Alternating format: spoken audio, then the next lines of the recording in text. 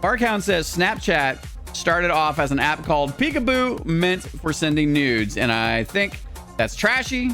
They got all that hype for that reason. Yeah, it was used by it was co-opted by the sex worker industry because they were fine with sex workers and not having a history. That's the big one, right? So if you want to have discourse with someone, a history that goes away is beneficial.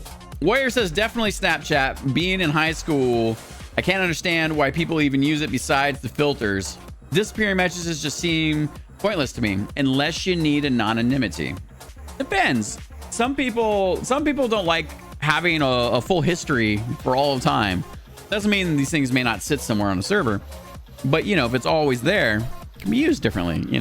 And there are a lot of bad actors. Not that I think we have a room full of bad actors, but I think sometimes there's a trust issue that goes along with that. And I think that's one of the reasons why. And WeChat's just Snapchat is just it's like, okay, so it's like counterculture, right? So Facebook became crazy popular and we raised new generations of people because Facebook's been around for a long time, right?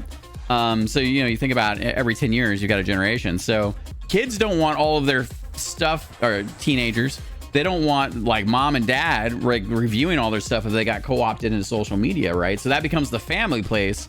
And so teenagers now need something else to subvert the current culture, right? It's important. It's like a rite of passage. You don't just go, oh, that's just the thing we all do. Like, let's do it. People, when they are growing up, need something to call their own. That's why whether you like it or not, right?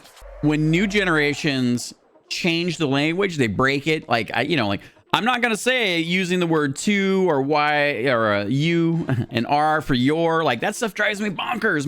My brain of communication goes but hear me out, because it happens.